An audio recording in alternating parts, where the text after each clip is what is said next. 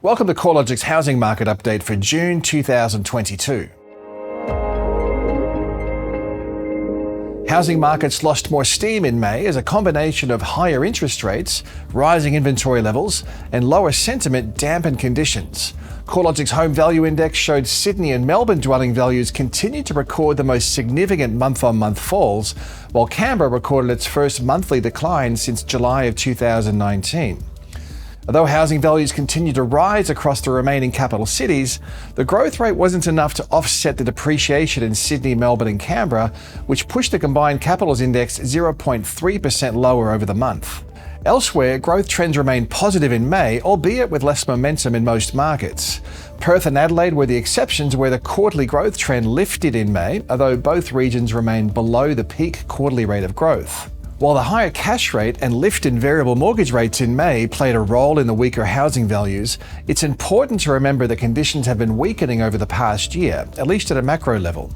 The quarterly rate of growth in national dwelling values peaked in May of 2021, shortly after a peak in consumer sentiment and a trend towards higher fixed mortgage rates. Since then, housing has been getting more unaffordable, households have become increasingly sensitive to the higher interest rates as debt levels have increased, savings have reduced, and lending conditions have tightened. Add to that rising inflation and a higher cost of debt, and it all flows through to less housing demand. With the trend of growth easing across most regions over the past year, the annual rate of change has eased sharply over recent months, dropping to 11.7% across the combined capital cities, down from a recent peak of 21.3% over the 12 months ending January of 2022. Although regional Australia continues to demonstrate stronger growth conditions, it's also come off peak growth rates, with the annual growth trend easing to 22.1%, down from its January peak of 26.1% and likely to trend lower through the rest of the year. As the pace of growth eases across most regional markets, we're likely to see growth conditions softening in line with higher interest rates and worsening affordability pressures. Arguably, some regional markets will be slightly insulated from a material downturn in housing values due to ongoing supply and demand imbalances, as we continue to see advertised stock levels remain extraordinarily low across regional Australia. A combination of higher interest rates, housing affordability constraints, diminishing household savings, and lower consumer sentiment has also had a negative impact on home sales. Nationally, our estimate of settled sales over the 3 months to May was 19.2% lower than at the same time last year. The figures remain 12% above the previous 5-year average. However, it's likely housing turnover will continue to trend back towards average levels as interest rates normalise. Lower sales volumes are being accompanied by a gradual rise in advertised stock levels.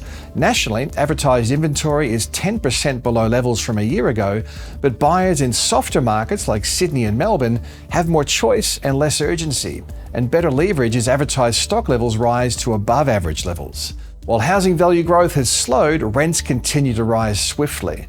Nationally, CoreLogic's Hedonic Rental Index has increased by 1% in May, taking the quarterly rate of growth to 3%, up 60 basis points on a year ago. Rents are up 8.8% in the past year across the combined capital cities and 10.8% across the combined regional areas. For investors, yields are recording some upwards momentum amidst rising rents and a general easing in home value growth, especially in Sydney and Melbourne. Despite the upwards trajectory, yields remain remarkably low, but a recovery back to average levels may happen sooner rather than later if housing values continue to be outpaced by rents. As interest rates normalise over the next 12 to 18 months, the expectation is most of Australia's capital cities will move into a period of decline brought about by less demand. The trajectory of interest rates will be a key factor in future housing market outcomes. Forecasts for where the cash rate may land are varied. After the Reserve Bank's May board meeting, the governor noted a cash rate of 2.5% wouldn't be an unreasonable expectation. Financial markets are still betting on a cash rate above 3% before mid-2023, while economic commentators show a broad range in their cash rate forecasts. With the housing debt to household income ratio at record highs, household balance sheets are likely to be more sensitive to rising interest rates. High inflation could be another factor contributing to softer growth conditions in the housing sector.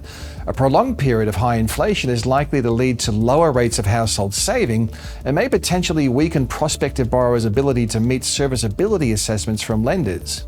Consumer sentiment also remains low.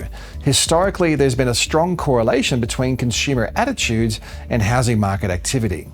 These factors, together with stretched housing affordability and a more conservative approach from lenders, especially towards borrowers with high debt levels, are likely to contribute towards less housing demand over the medium term. However, there are several mitigating factors to consider as well. Labour markets are tightening, sending the unemployment rate to generational lows and placing additional upwards pressure on wages growth.